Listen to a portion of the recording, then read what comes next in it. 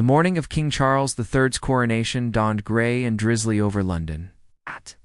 But nothing could dampen the spirits of the millions who had gathered along the procession route. Among the sea of Union Jack flags and excited faces, cameras were trained on Westminster Abbey, waiting for the moment that would forever change the British monarchy. Prince William stood in the private chambers of the Abbey, adjusting his ceremonial robes one final time. The weight of the moment pressed down on him more heavily than the ornate fabric draped across his shoulders. Today wasn't just about his father becoming king. It was about his own transformation from prince to heir apparent, from second in line to the direct successor to the throne. His hands trembled slightly as he straightened his collar, a nervous habit he'd carried since childhood. Catherine, now the Princess of Wales, noticed immediately. She approached him with the grace that had made her beloved by the public, her own coronation gown shimmering in the candlelight of the ancient chamber. "Are you ready for this?" she asked softly, her voice carrying the warmth that had sustained him through countless public appearances and private struggles. William looked at his reflection in the ornate mirror, seeing not just himself, but generations of royalty who had stood in this very room, preparing for moments that would define their reigns. His grandfather, his great-grandmother, all had faced similar crossroads where duty and emotion collided. "I don't think anyone can ever be truly ready for this," he replied, his voice steady despite the storm of emotions brewing within him. "But I know what's expected of me." The sound of the cathedral bells echoed through the stone walls, each chime marking another minute closer to the ceremony that would change everything. Outside, the crowds had been gathering since dawn, their excitement palpable even through the thick Abbey walls. Television crews from around the world had positioned themselves strategically, knowing that this coronation would be watched by billions, William's children. George, Charlotte, and Louis were already dressed in their miniature ceremonial attire, their faces a mixture of excitement and nervousness. George, as the future king, carried himself with a seriousness that seemed beyond his years, while Charlotte and Louis struggled to contain their childlike wonder at the grandeur surrounding them. A gentle knock interrupted the family's private moment. The Archbishop of Canterbury entered, his presence immediately commanding respect and reverence. "Your Royal Highness, it's time," he announced, his voice carrying the weight of centuries of tradition. William nodded, taking one last look at his family before stepping toward the door that would lead him into history. The corridor stretched ahead, lined with portraits of monarchs past, their painted eyes seeming to watch as he walked toward his destiny. The organ music swelled as they approached the main sanctuary, the sound reverberating through his chest like a heartbeat. Each step echoed against the stone floor, a rhythm that seemed to match the thundering of his pulse. Behind him, Catherine and the children followed, their footsteps creating a symphony of anticipation as they reached the great doors of the sanctuary. William paused for just a moment, closing his eyes and drawing in a deep breath. When he opened them again, something had changed.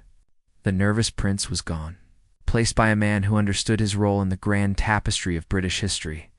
The doors swung open, revealing the magnificent interior of Westminster Abbey, packed with dignitaries, heads of state, and members of the royal family. Every seat was filled, every eye turned toward the entrance where William now stood. The moment that would move millions to tears was about to begin, though none of them, including William himself, could have predicted just how powerful it would become. The procession down the Abbey's center aisle felt like walking through a living museum. William's eyes swept across the congregation, taking in faces he'd known since childhood alongside world leaders he'd only met in formal settings. The weight of their collective gaze should have been overwhelming, but instead, he felt a strange sense of calm descending upon him. Each step forward brought him closer to his father, who stood at the altar in his coronation robes, looking every inch the king he was about to become. Charles's face was composed, regal, but William could see the slight tremor in his hands, a reminder that even kings were human, subject to the same emotions that coursed through every person in that sacred space. The music swelled around them, a haunting melody that had been played at coronations for centuries. The same notes had filled the space when his great-grandmother Elizabeth had been crowned, when his grandfather's coronation had been planned but never occurred, when countless monarchs had taken their sacred oaths. History was breathing around them, alive and pulsing with significance. Catherine walked beside him, her presence a steady anchor in the sea of pageantry.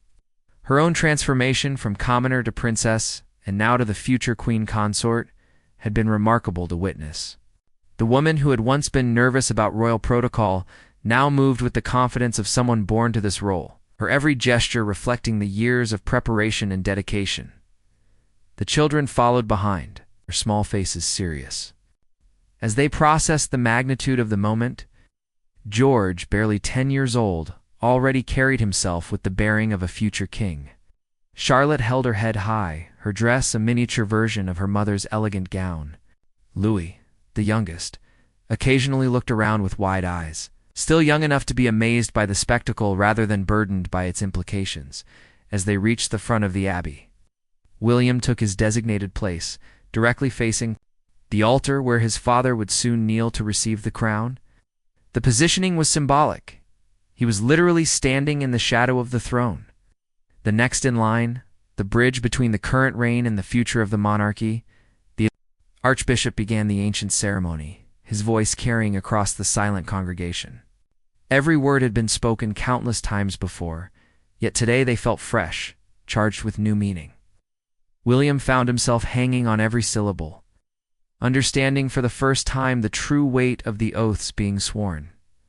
When the moment came for the congregation to pledge their allegiance to the new king, William's voice rang out clear and strong.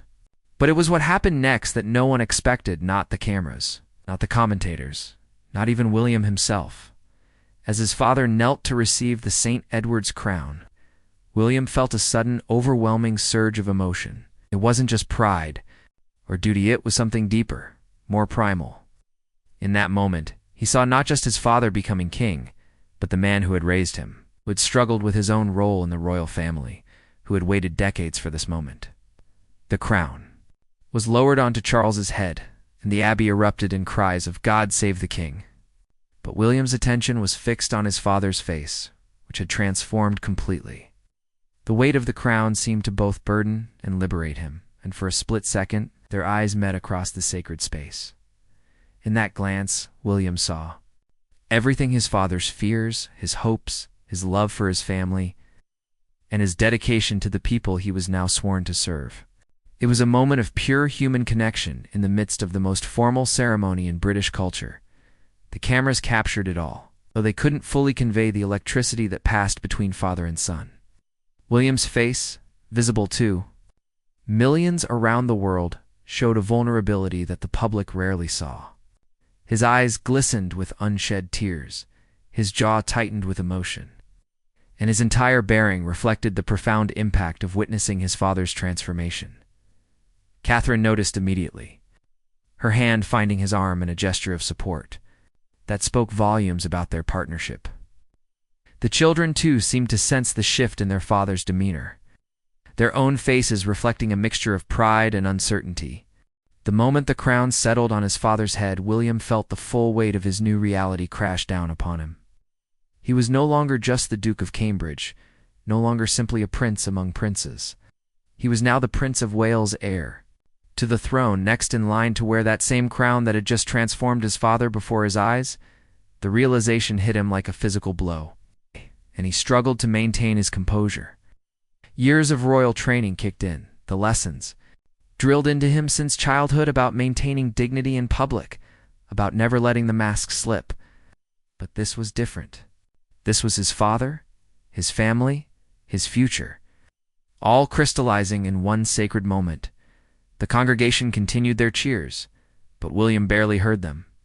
His mind was racing backward through time, remembering the little boy who had lost his mother so young, who had been thrust into the spotlight, whether he wanted it or not. He thought of Diana, wondering what she would think of this moment, and whether she would be proud of the man he had become. The Archbishop continued with the ceremony, blessing the new king and leading the prayers that would officially seal Charles's reign. But William's attention was drawn to the subtle changes in his father's posture. The way the crown seemed to both elevate and humble him simultaneously, Catherine squeezed his arm gently, bringing him back to the present moment. Her touch was gentle but firm, a reminder that he wasn't alone in this transformation. She, too, had just become something new, the Princess of Wales, a title that carried its own weight of history and expectation. The children stood quietly, but William could see the questions in their eyes, particularly in George's serious gaze. His eldest son was beginning to understand what this all meant for his own future. The path that was now more clearly defined than ever before. As the ceremony moved toward its conclusion, William found himself studying the faces around him. His stepmother Camilla, now queen consort, radiated quiet pride and relief. His brother Harry, despite their recent difficulties, showed genuine emotion at their father's moment of triumph. The extended royal family, dignitaries from around the world, all seemed to understand they were witnessing something historic. But it was when the cameras panned to the crowds outside that William truly grasped the magnitude of what was happening. On the massive screens positioned throughout London, and on television sets around the world, millions of people were watching this moment unfold. They were seeing not just a coronation, but a family in transition. A young man grappling with his destiny. The BBC commentators, trying to maintain their professional composure, found themselves struggling to describe what they were witnessing. The Prince of Wales appears deeply moved by this moment. One whispered into his microphone, "We're seeing a very human side of the future king." International news outlets were already preparing their headlines. The image of William, visibly emotional, standing tall yet vulnerable, was exactly the kind of moment that would dominate front pages around the world. It was authentic, it was powerful, and it was completely unscripted. As the formal ceremony concluded, and the newly crowned King Charles began his first procession as monarch, William took his place in the line of succession. The walk back down the aisle was different now. He wasn't just accompanying his father to a coronation. He was walking as the direct heir to the throne. The crowds outside erupted as the royal family emerged from the abbey. The cheers were deafening, the sea of flags and banners creating a tapestry of celebration that stretched as far as the eye could see. But even in the midst of this jubilation, the cameras kept returning to William's face, capturing every nuance of emotion. He waved to the crowds, his smile genuine, but tinged with the weight of what had just occurred. Next to him, Catherine beamed with pride, her own transformation complete. The children waved enthusiastically, caught up in the excitement of the moment, while still processing what it all meant for their family. The carriage ride back to Buckingham Palace gave William a moment to collect himself, to process the enormity of what had just happened. Streets were lined with people who had waited hours just to catch a glimpse of the royal family, and their enthusiasm was infectious. The golden carriage rolled through the streets of London, its wheels clicking against the cobblestones in a rhythm that seemed to match William's heartbeat. Inside, the newly elevated Prince of Wales sat beside his wife and children watching. The faces of his future subjects streamed past the ornate windows. Each person in the crowd represented a life he would one day be responsible for, a weight that felt heavier with each passing moment. Catherine reached over and took his hand, her fingers intertwining with his in a gesture that spoke of years of partnership and understanding. She had seen him through his darkest moments and his greatest triumphs. And now she was witnessing what might be his most defining transformation yet. "The people love you," she whispered, nodding toward the crowds whose cheers penetrated even the thick walls of the carriage. "Look at their faces. They see something special in you." William followed her gaze to the sea of people lining the route. There were families with children perched on shoulders, elderly couples who had waited decades to witness another coronation, young people holding smartphones to capture every moment. Their expressions weren't just of curiosity or tradition, there was something deeper, a genuine affection that surprised him. George, sitting across from his parents, was studying his father's face with the intense focus that had become his trademark. Even at his young age, he seemed to understand that something fundamental had changed in their family dynamic. "Papa," he said quietly, "does this mean you'll be king after grandfather?" The simple question from his son hit William harder than any formal ceremony could have. Here was his own child, beginning to grasp the path that lay ahead for both of them. William nodded, his voice gentle but firm. Yes, George. One day, that will be my responsibility, and one day it will be yours. Charlotte, ever the keen observer, leaned forward. Will people always be watching us now? It was Catherine who answered, her voice warm but honest. People have always watched us, darling, but now they'll be watching. With different expectations. We'll need to be even more careful about setting a good example. The carriage turned onto the mall and the roar of the crowd intensified. This was the final stretch before reaching Buckingham Palace, and the excitement was palpable. William could see the palace gates ahead, beyond which lay a new chapter of his life that he wasn't entirely sure he was ready for. As they approached the palace, William caught sight of his father's carriage ahead of them. King Charles was waving to the crowds with a confidence that seemed to have grown with each mile of the journey. The crown, which had looked so heavy in the abbey, now seemed to rest naturally on his head, as if it had always belonged there. The carriages pulled through the palace gates, and suddenly the public spectacle was over. They were back in the private world of the royal family, but everything had changed. The staff who greeted them bowed deeper, spoke more formally, treated them with a deference that reflected their new status. William helped Catherine and the children from the carriage, his movements automatic, but his mind still processing the events of the day. The palace, which had always been a second home to him, now felt different, more like a workplace, a center of power where he would soon play a crucial role. King Charles approached them, still in his coronation robes, but with a more relaxed expression than he'd worn all day. "How are you feeling?" he asked his son, the question carrying layers of meaning beyond its simple words. William considered the question carefully. How was he feeling? Overwhelmed, certainly. Proud, undoubtedly.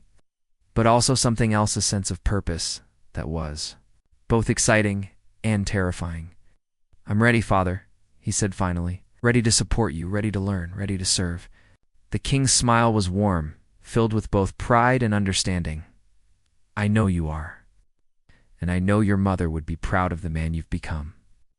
The mention of Diana brought a fresh wave of emotion, but this time William didn't try to hide.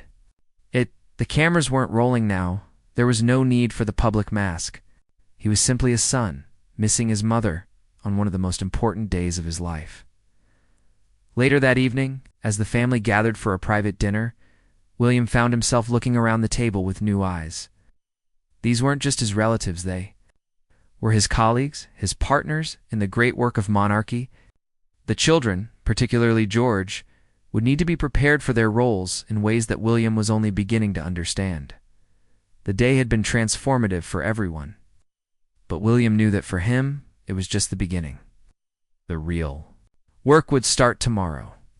When the pageantry faded and the daily responsibilities of being heir to the throne began in earnest, the days following the coronation brought a deluge of international media coverage that William had never experienced before. Newspapers from around the world featured his emotional reaction on their front pages, headlines that ranged from the human prince to a future king's tears. The image of him visibly moved during his father's coronation. It touched something deep in the public consciousness. In his private office at Kensington Palace, William sat with his communications team, reviewing the coverage with a mixture of amazement and concern. The response had been overwhelmingly positive, but the intensity of the attention was something new, even for someone who had lived his entire life in the public eye. "The polls are remarkable," his press secretary informed him, sliding a folder across the mahogany desk. "Approval ratings for the monarchy are at their highest point in decades. The public seems to have connected with what they saw as your genuine emotion during the ceremony." William opened the folder, scanning the data that showed not just numbers, but comments from people around the world. Messages of support had flooded in from across the Commonwealth and beyond. People wrote about how his visible emotion had made the monarchy seem more relatable, more human than it had appeared in years. Catherine entered the office, having just returned from a visit to a children's hospital in her new role as Princess of Wales. Her face was flushed with excitement, and she carried with her an energy that had become familiar to William over their years together. "You should have seen the children," she said, settling into the chair beside his desk. "They were so excited to meet the new Princess of Wales. But more than that, they kept asking about you. They wanted to know if you were okay, if you were sad during the ceremony." William looked up from the reports, intrigued. "What did you tell them?" "I told them the truth," Catherine replied. "You were feeling many things at once, proud of your father, honored by the responsibility, and yes, a little overwhelmed by it all." They seemed to understand that perfectly. The conversation was interrupted by a knock on the door. William's private secretary entered, carrying a stack of official correspondence that had arrived since the coronation. Among the letters were invitations to state dinners, requests for patronages, and messages of congratulation from heads of state around the world. "This one might interest you particularly," the secretary said, placing a letter on top of the pile. "It's from the Prime Minister of New Zealand. She's written specifically about your reaction during the ceremony and how it's been received in her country." William opened the letter, reading the Prime Minister's words about how his emotional response had strengthened the connection between the monarchy and the people of New Zealand. She wrote about how authenticity and leadership was more valuable than ever in a world that often seemed disconnected from genuine feeling. Similar letters had arrived from across the Commonwealth. Leaders in Canada, Australia, and other nations had written about how William's visible emotion had reminded their citizens why the monarchy remained relevant in the modern world. It wasn't just about tradition and ceremony, it was about human connection and genuine service. That evening, as William tucked his children into bed, George asked a question that had clearly been on his mind since the coronation. "Papa, were you crying during the ceremony?" William sat on the edge of his son's bed, considering how to answer. The truth was important, but so was helping his son understand the complexities of royal life. "I wasn't crying exactly," he said carefully, "but I was feeling very emotional. It was a big day for our family, and sometimes when something is very important, we feel it deeply." Charlotte, from her bed across the room, chimed in. "The lady at the hospital said, 'You look like you really loved grandfather.'" "I do love him very much," William confirmed, "and I was proud of him. But I was also thinking about what it means. For our family, for you children, for the future." George nodded solemnly. "Will I feel like that when you become king?" The question hung in the air, its implications vast and complex. William reached over and smoothed his son's hair. "Probably," he said honestly. "But by then, you'll be older and more prepared. And you'll have your mother and me to help you understand." It all later that night, as William and Catherine prepared for bed, they reflected on how quickly their lives had changed. The coronation had been just one day, but it had altered everything about their public roles and private responsibilities. "Do you regret it?" Catherine asked, referring to his emotional display during the ceremony. "I know you usually prefer to keep your feelings private." William considered the question, thinking about the overwhelming response from the public, the way it had seemed to bring people closer to the monarchy rather than push them away. "No," he said finally. "I think people needed to see that we're human, that this all matters to us as much as it does to them." Maybe being vulnerable in that moment was exactly what was needed.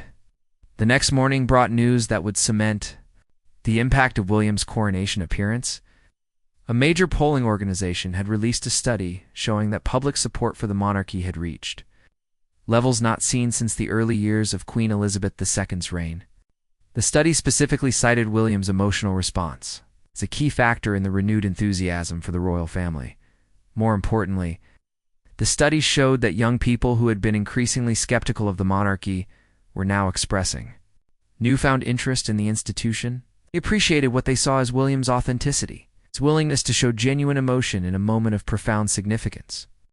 6 months after the coronation, William stood in the same garden at Kensington Palace, where he and Catherine had announced their engagement years earlier. The autumn leaves were falling gently around him as he prepared for his first major television interview since becoming Prince of Wales. The interviewer, a respected journalist known for her thoughtful approach, had requested to discuss not just his new role, but the moment that had captured the world's attention. When you think back to that moment during your father's coronation, she began, did you realize how powerfully it would resonate with people around the world? William smiled, the memory still vivid in his mind. Honestly, no. I was so focused. On the ceremony, on my father, on what it all meant for our family, that I wasn't thinking about the cameras or the public reaction.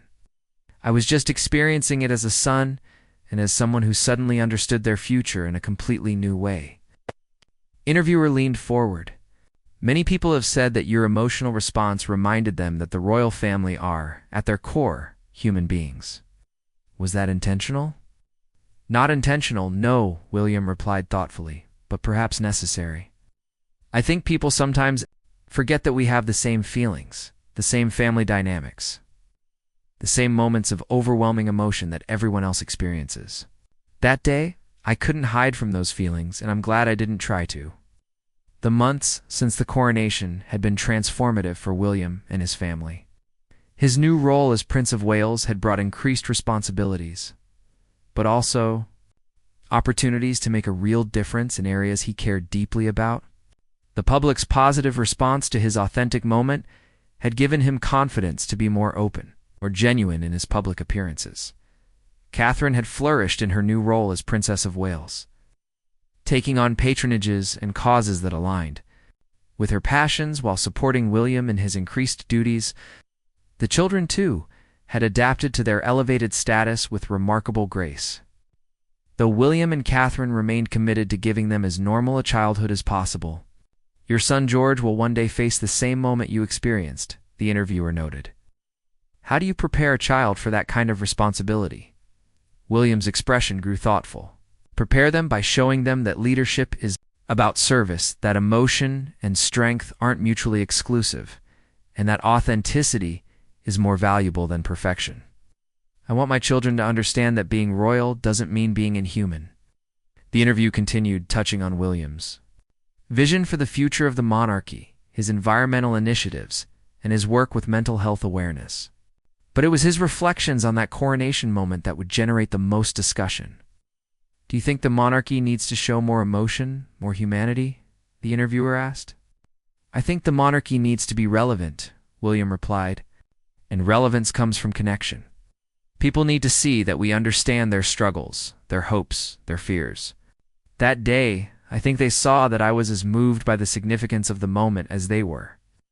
After the interview, William walked through the palace gardens, reflecting on how much had changed since that transformative day. The coronation had marked not just his father's ascension to the throne, but his own evolution as a public figure and future king.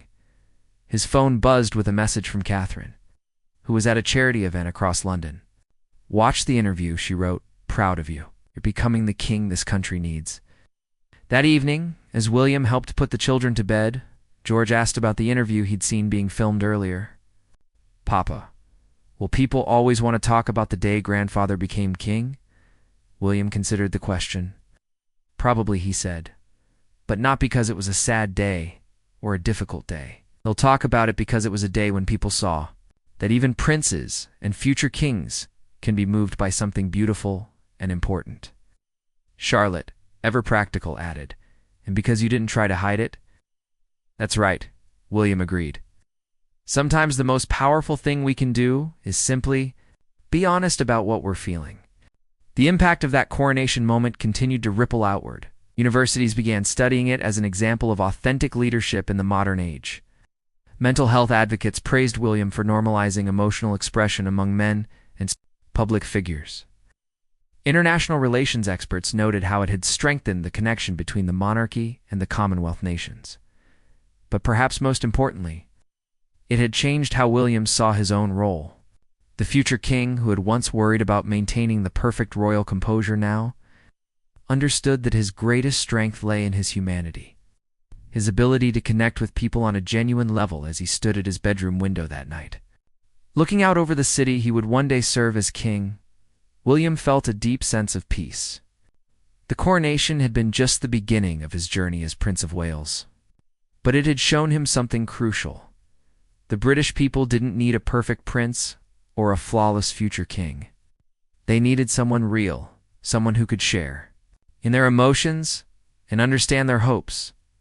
The boy who had lost his mother so young, who had struggled with the burden of his destiny, had found his way to becoming the leader his country needed. And it had all started with a single moment of authentic emotion witnessed by millions that reminded the world that even future kings are, at their hearts, simply human beings trying to do their best in extraordinary circumstances. The coronation. Tears had dried long ago, but their impact would last for generations, changing not just how the world saw Prince William, but how he saw himself.